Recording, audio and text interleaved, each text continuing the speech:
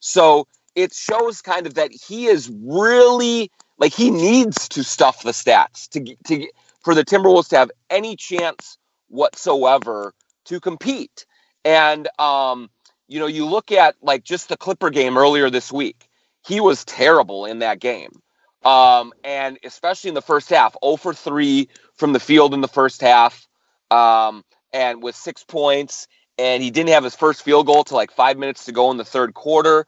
And during that stretch, when he was held down and limited, the Wolves were down 20 points, 23 points during that stretch. I mean, the Clippers just dominated them. He finally got going later in the third quarter, into the fourth quarter, started to produce, and the Wolves got back within 5 or 6 points. And, they didn't close the deal or anything like that, but it just goes to show that, this perception that the only reason that he's playing like this and really trying to produce these monster nights is so he can secure that bonus in his finances. But the bottom line is that the Wolves desperately need him to do that right now, or else they have literally zero chance of winning on a nightly basis. Agreed. Hey, you recently went over to Milwaukee and ended up writing a really interesting piece about the Bucks. I want to get into their success and whether it can be replicated in any way by the Timberwolves. Do want to thank sotastick.com, SOTA stick.com. Baseball, we're recording this before the opener. You might hear it after the Twins opener, but we're recording it before the opener, and SotaStick has a special. They're giving away a free pair of their 1991 socks, obviously a reference to the Twins championship, with every order that includes items from their baseball collection. Use the promo code YouBetcha, all caps YouBetcha, to get free shipping on any size order, which is a good deal. And they also have a lot of baseball-themed stuff. Obviously, we push the basketball-themed stuff and the Lindsey Whalen themed stuff, but they have everything from every sport. And they also teaming with Fan HQ to sell off some autographed baseballs by Eddie Rosario. And they also have some cool now refrigerator stickers in addition to all the other doodads they have. So it's great for gifts, great for decorating your place, great wearables. Check out sotastick.com. The promo code YouBetcha will get you free shipping on any sized order, and let them know where you heard about sotastick.com. So when you went over to Milwaukee, I mean, they have one phenomenal player, and they have a great, start, and they have support him in all the right ways, and they built what looks like might be a monster. What did you take away from your visit over there, and is there any comparison to be made to what the Timberwolves are trying to do? Yeah, look, I think that there's a couple of franchises. Milwaukee, I've been in Denver lately. The Clippers were just in town. They're another one that, I think there is an understandable despair that is surrounding the Wolves right now. And like, okay, where do they go? And boy, how are they going to get back into competitiveness? And how do they rescue, everything that fell apart this season? And what you learn from places like Milwaukee is that if you make the right decisions with your leadership group, the possibility of turning things around is a lot greater, and the path back to relevance is a lot shorter than you might think. And so you look at the Bucks, and just a few years ago, they had Jason Kidd as head coach, who was not going well. They had their GM actually just left the team because the ownership group was kind of fractured on who they were going to choose going forward. And it's a little bit of a messy situation with the multiple owners in that ownership group and sharing the power and the decision making. And so then you had some bad contracts with John Henson and Matthew Dellavedova and a few others. And so all you had was just Giannis and a big mess. And so they sort of walk into John Horst as the general manager. He was sort of the default choice when John Hammond left and the other owners couldn't agree on somebody else. And it turns out he's really, really good at his job. And so he was able in like 2 years to get their bad contracts off their books, to bring in Eric Bledsoe, to bring in Nikola Mirotic and Brook Lopez. Then you get Giannis to take like the leap into MVP consideration that he has done this year. You bring in Mike Budenholzer as a coach who's done a phenomenal job there. And all of a sudden, they're the number one team in the East, and they've been that way wire to wire.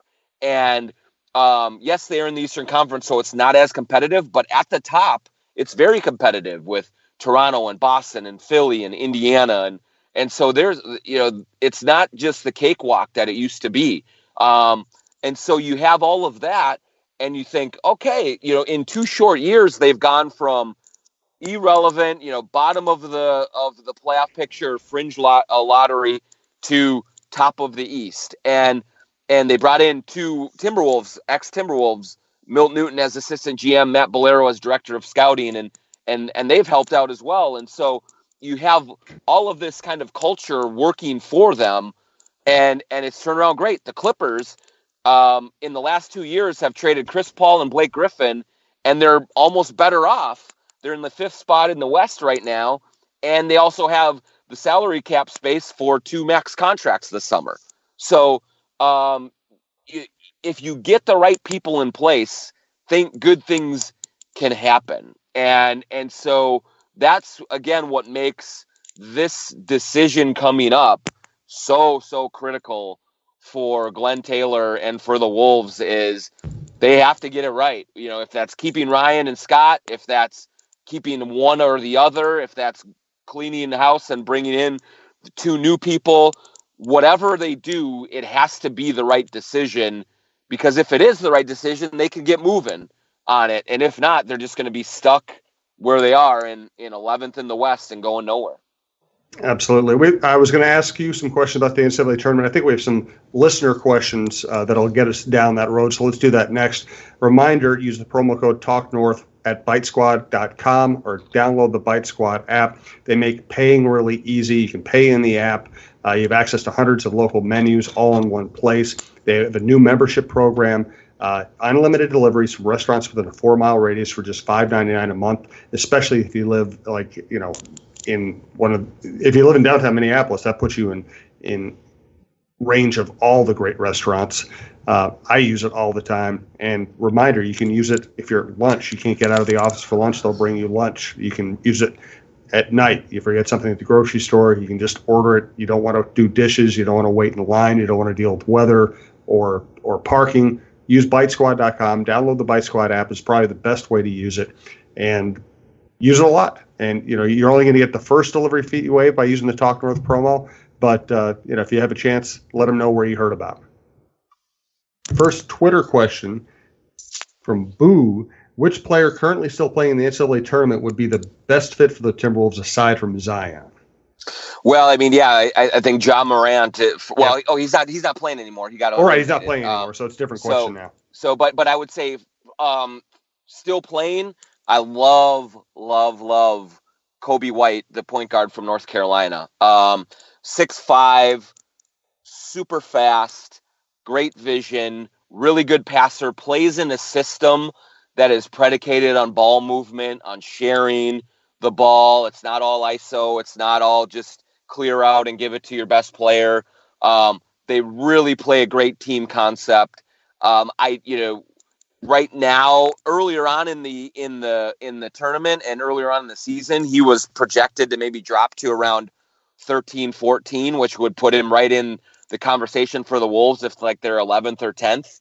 Now I'm seeing him more in the 7, 8 range, but that's the guy that I look at and say, man, if they could find a way to get him, and then you do what you can with Teague, kind of like that, get somebody that's really dynamic at that spot that has some great size.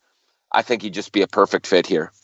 I'm going to be interested to see Jarrett Culver in person, Texas Tech shooting guard. I don't know if he's a perfect fit for the Wolves, but he's a good player, and I'll be interested just to see him, what it looks like live watching him. From Juan Stockton on Twitter, your favorite Twitter account. Yes. Who's more likely to be a productive member of the team in the future, KBD or Cam Reynolds? Good question.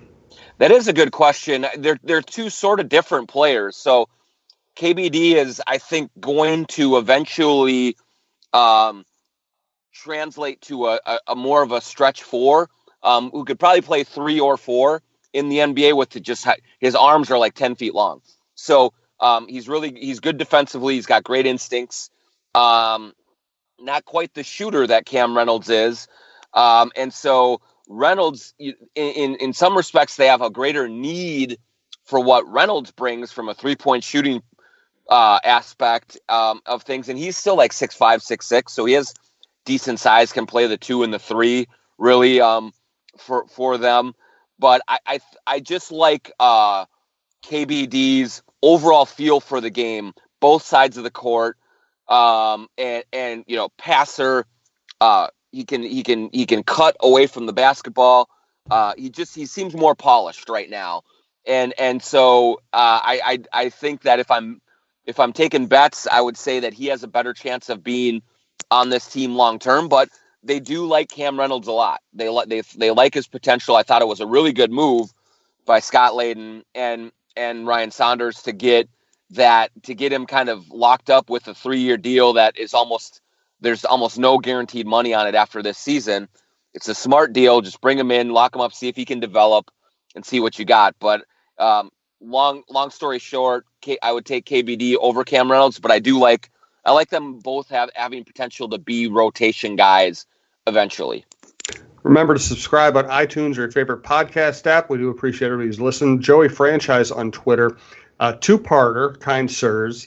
How many signatures on a petition demanding Taylor sell would I need to conjure up before he'd consider it? I would say infinity is the correct answer there. Yeah, that's right.